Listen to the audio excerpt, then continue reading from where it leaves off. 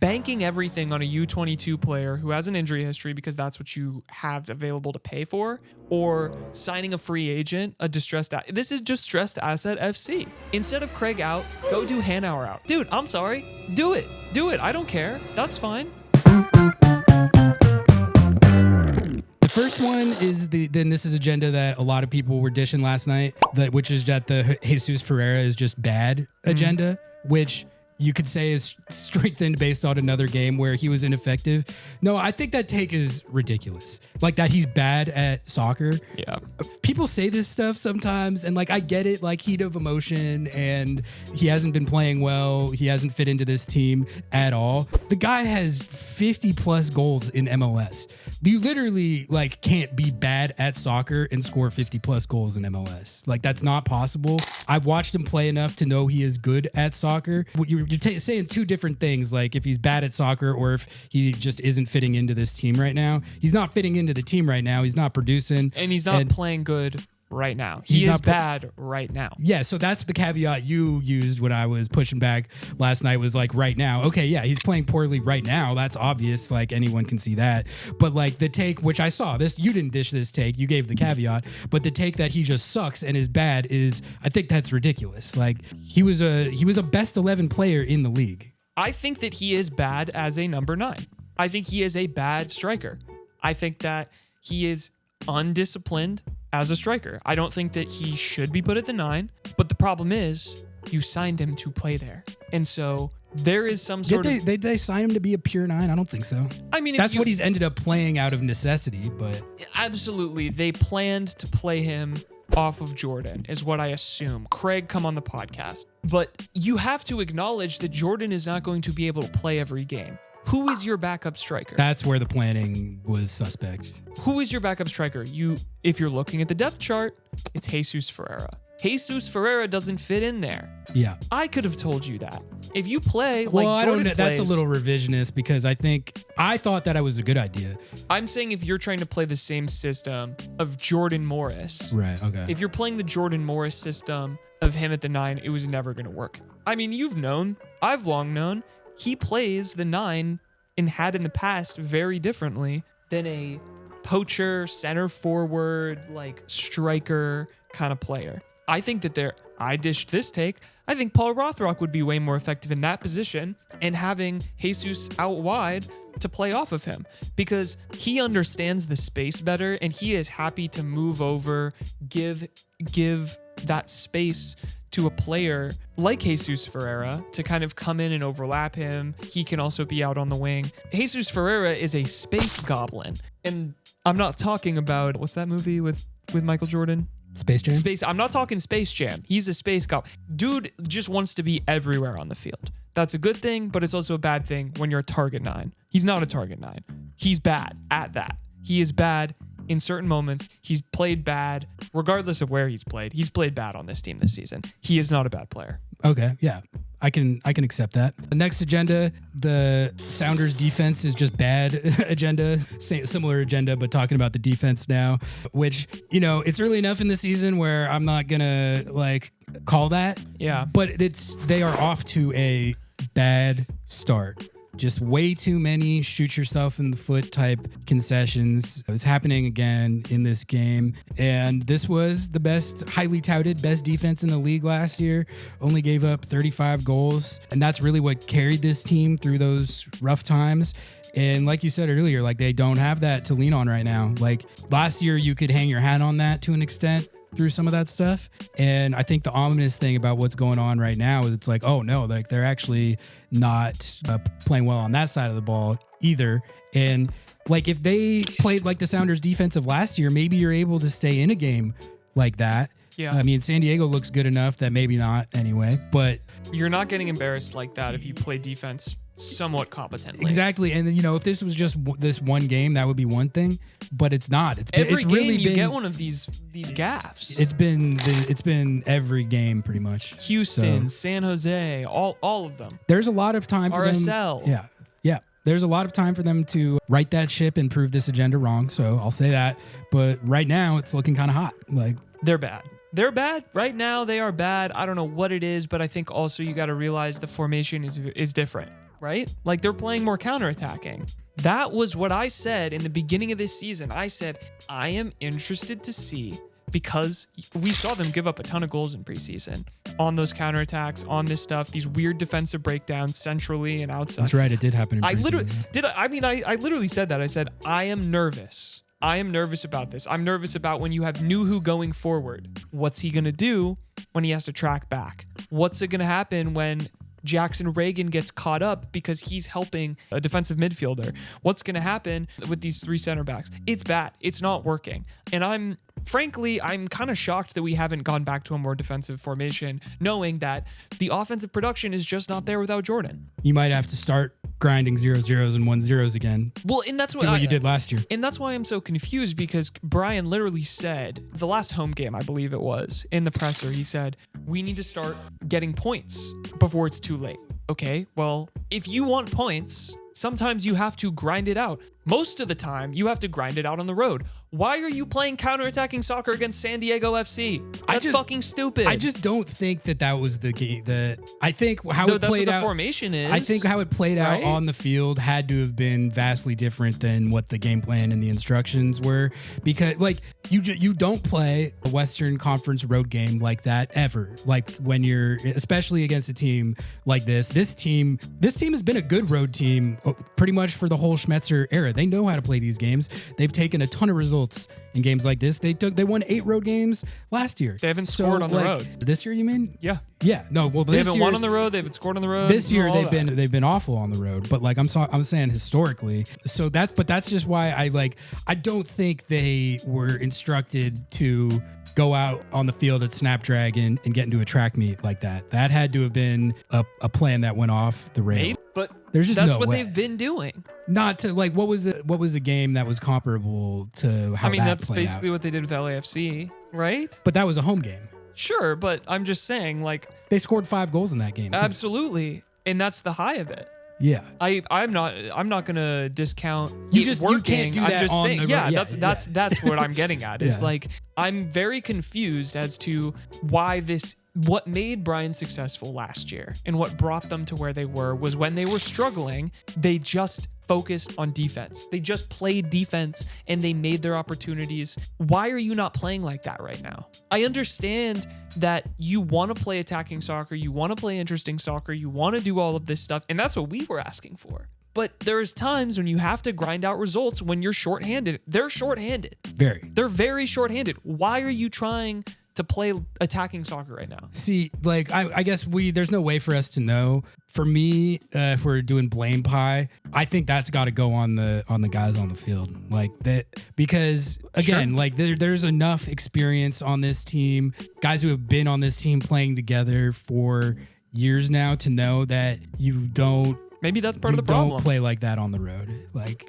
unless it's like a team that you think you have way overmatched. But that was obviously never the case here. So I don't know. Next agenda, the San Diego is the best team in the league agenda. No, I'm not gonna lie. Like we've obviously been ripping on Seattle this episode, and I think deservedly so. But I mean, goddamn, that team looks really good. Like, woo! Just the way that they were moving the ball around, and that might be our new slicing and dicing. This might be the galaxy of this. Yeah. Honestly, because again, like.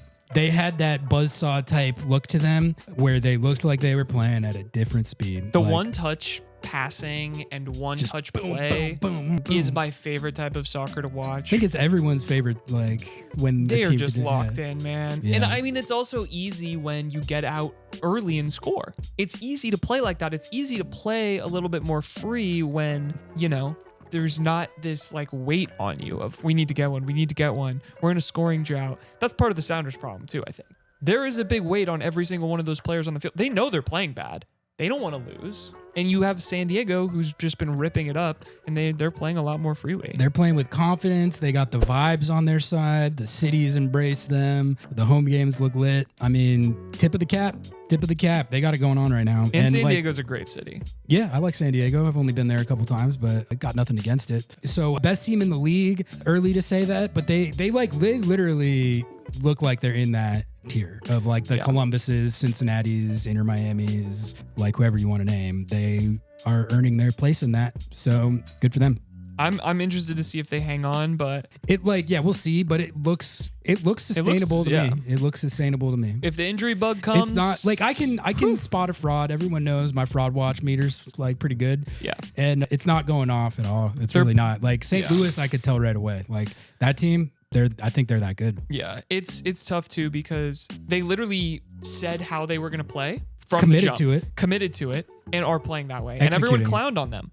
Yeah. There was a lot of people who clowned on them like, oh, you think you're just going to come into MLS and play this way? And they're like, tell everyone? And they're like, yeah. I was skeptical of it's working. Of Tyler Heaps. I was like, is that like a guy with no MLS experience who's like my age? Is that like the best guy to lead you into MLS? Apparently it was. Apparently give us a call because we are both available. All right. We will coach at least 2 wins in a season. But it will be better than Peter Vermees. My first agenda here, I saw some discourse online. This is not my agenda. See, now I'm using my asterisks, but there were some people being a little hateful on one of our fellow Sounder at Heart members who wrote an article, said Craig's cooking, you just have bad taste. People were saying Craig's not cooking agenda. Craig's ass. Craig burnt the food. He is taking a lot of heat right now. Yeah, it's fair to say.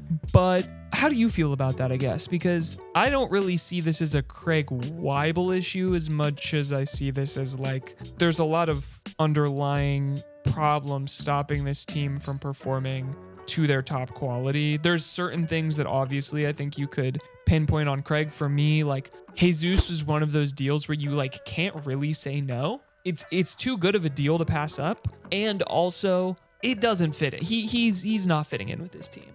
In his best position, or what seemingly would be his best position, he's not first on the depth chart.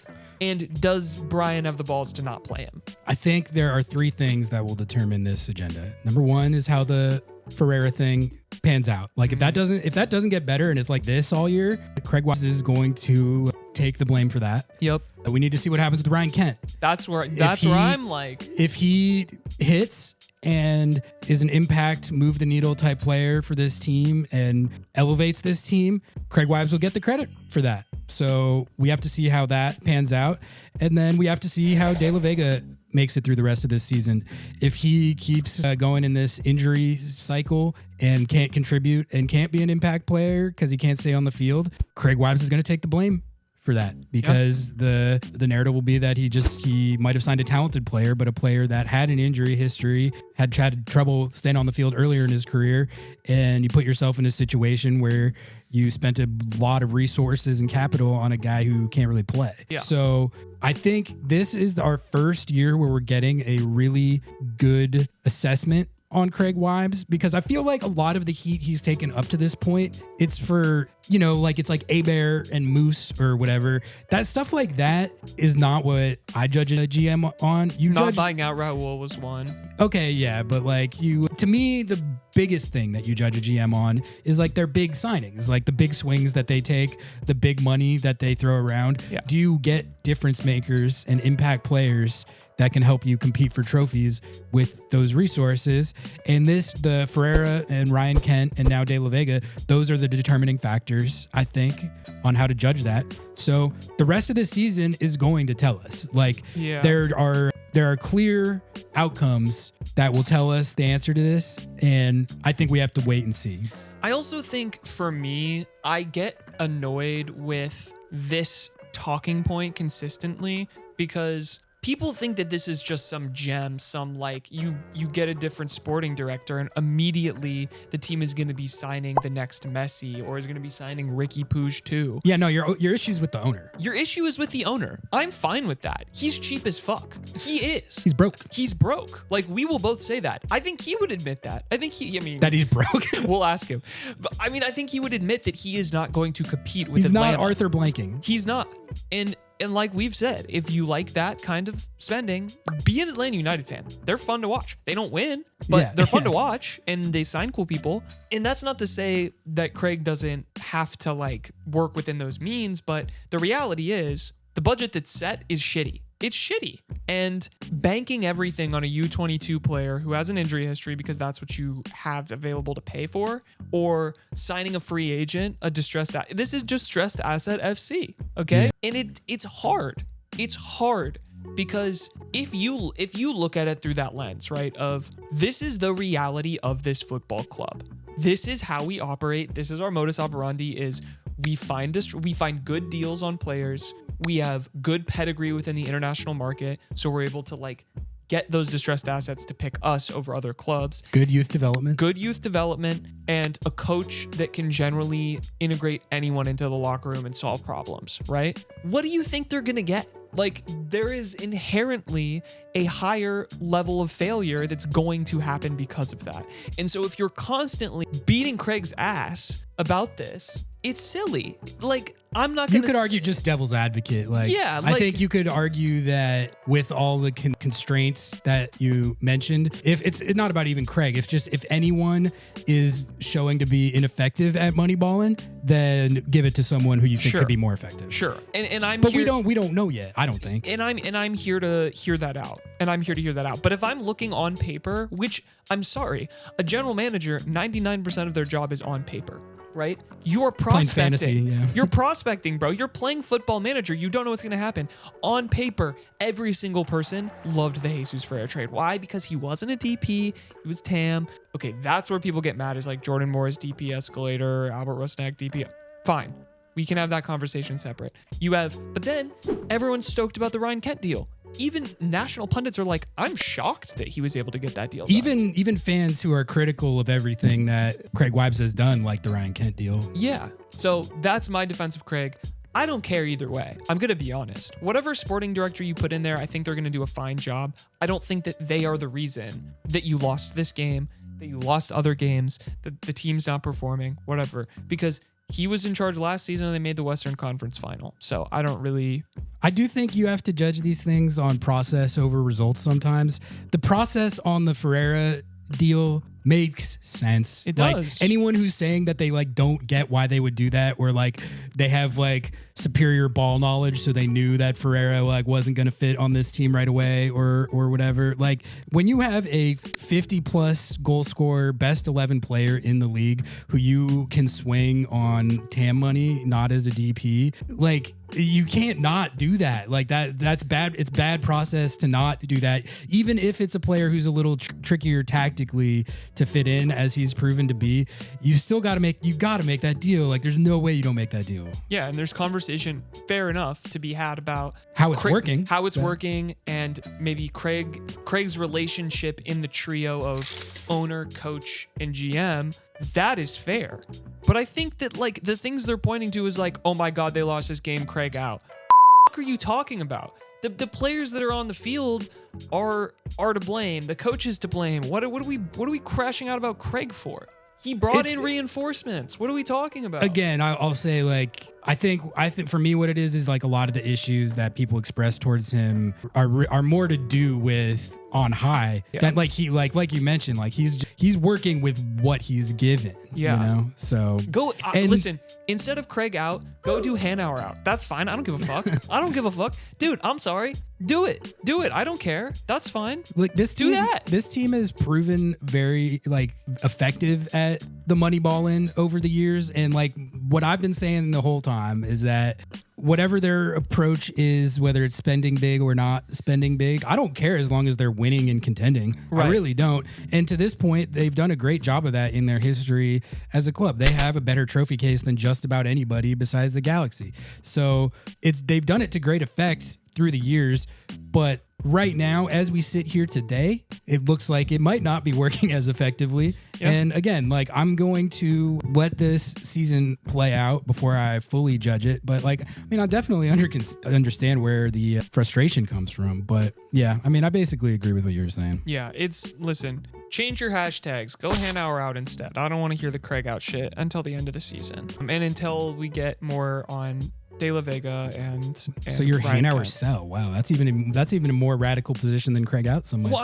I'm not saying that I am. I'm just saying I think that that's a more logical take because you're getting mad at the fact that I don't know. You go and try and have a budget of under $10 million a season, basically. working within already stringent MLS budgets. And I don't think that it's a secret fact that Brian has more sway than Craig does. I don't think that's so secret. I think Brian has more sway. He has more tenure. I'm not saying that's right or wrong. I'm just saying that's where it is. Maybe I'm wrong. Brian, you listen, you tell me, you give us a call. You know how to get us. But, I don't know. I'm just putting that out there. Maybe there's a conversation to be had. If you got thoughts on this topic, drop them in the comments. It's a good debate. It is. I think I'm good with that. I think we hit my other one that I had in here too, so.